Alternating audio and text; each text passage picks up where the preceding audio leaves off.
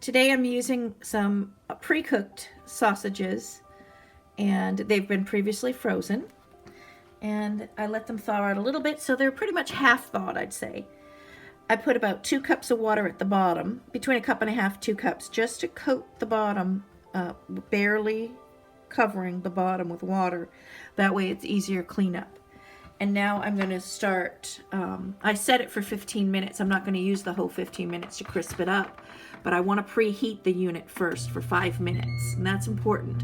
That way it'll be a faster crisp cook because the unit will be hot. So I'm going to let it preheat, and then I'm going to stick the sausages on. I used 2 packages of the sausage, and the unit has heated up, and now I'm going to just close the lid and cook them. After 5 minutes, I'm going to check them.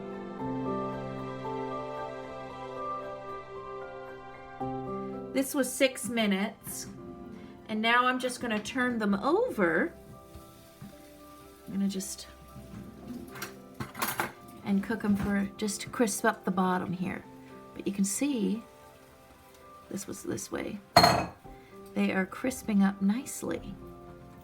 So I'm just going to flip them over and let the tops crisp.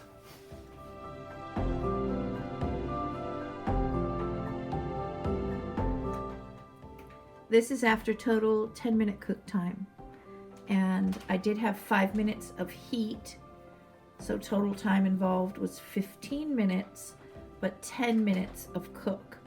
And if you notice, the airflow is cooking a little bit browner along the edges, so that's something to keep in mind. I noticed that the center isn't as crispy, so that's something to keep in mind as you lay your sausage.